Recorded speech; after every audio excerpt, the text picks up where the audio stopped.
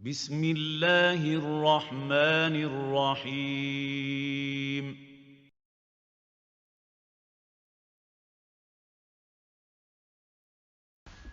السلام علیکم ورحمۃ اللہ وبرکاتہ۔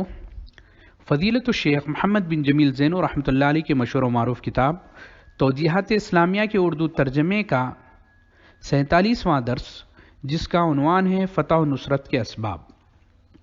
محترم سامعین کرام، آپ اور ہم فتح و نصرت، کامیابی و کامرانی چاہتے ہیں تو ہم کو چاہیے کہ ہم ان اصول پر کاربند ہو جائیں جو یہاں 3 اصول بتائے گئے ہیں، جو امیر المومنین عمر بن الخطاب رضی اللہ تعالی عنہ نے حضرت سعد بن ابی وقاص رضی اللہ تعالی عنہ کی قیادت میں ملک فارس فتح کرنے کے لیے ایک لشکر بھیجا، بعد میں ان کی طرف ایک عہد نامہ ارسال فرمایا جس کی عبارت یہ ہے: تقوی اور پرہیزگاری۔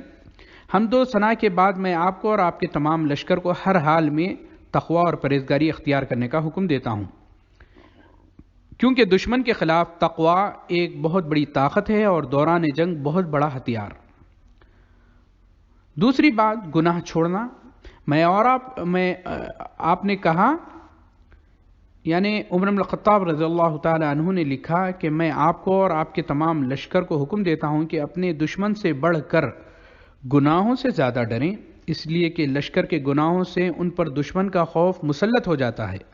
جو دشمن اللہ تعالیٰ کی نافرمانی کرتے ہیں، صرف اسی کے سبب تو مسلمانوں کی امداد کی جاتی ہے۔ اگر یہی چیز تم میں آ گئی تو پھر تمہاری طاقت بھی ختم ہو کر رہ جائے گی۔ تم دیکھتے نہیں ہم تعداد کے اعتبار سے تھوڑے اور سامان جنگ میں بھی ان سے کم ہیں، تو اگر ہم گناہوں میں ان کے برابر ہو گئے تو پھر وہ ہم پر غالب آ جائیں گے۔ یاد رکھیے، اگر نیکی اور پرہیزگاری کے سبب ان کے خلاف ہماری مدد نہ کی جائے تو ہم قوت کے اعتبار سے ان پر کبھی غلبہ حاصل نہیں کر سکیں گے۔ یہاں محترم سامعین، یہاں امیر المومنین عمر بن الخطاب رضی اللہ تعالی عنہ نے بڑی ہی حکیمانہ گفتگو کی ہے۔ آپ نے بتایا کہ مسلمانوں کی تعداد کفار کی بنسبت ہمیشہ کم رہی ہے، زیادہ تر کم رہی ہے، طاقت کے اعتبار سے، تعداد کے اعتبار سے، لیکن مسلمانوں کے اندر ایمان، تقوی و پرہیزگاری تھی، جس کی وجہ سے اللہ تعالیٰ ان کی مدد کرتا تھا۔ اگر وہی مسلمان کفار کی طرح گناہ کرنے لگ جائیں، کفار کی طرح سرکشی پر اتر آئیں، تو وہ ایک تو تعداد کے اعتبار سے کم ہیں اور طاقت کے اعتبار سے بھی کم ہیں، تو پھر اللہ تعالیٰ کی مدد کیسے آئے گی؟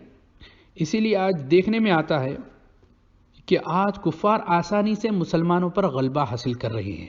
وجہ یہ ہے کہ آج مسلمانوں کے اندر تقوی و پرہیزگاری کی کمی اور گناہوں کی ایسی لت لگ چکی ہے کہ اس سے چھٹکارے کے لیے ہم تمام کو کمر بستہ ہونے کی ضرورت ہے۔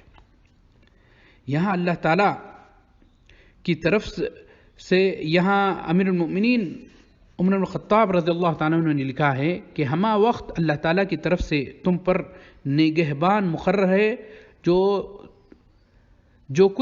تم کچھ بھی کرتے ہو وہ خوب جانتے ہیں۔ تمہیں اس سے حیا کرنی چاہیے۔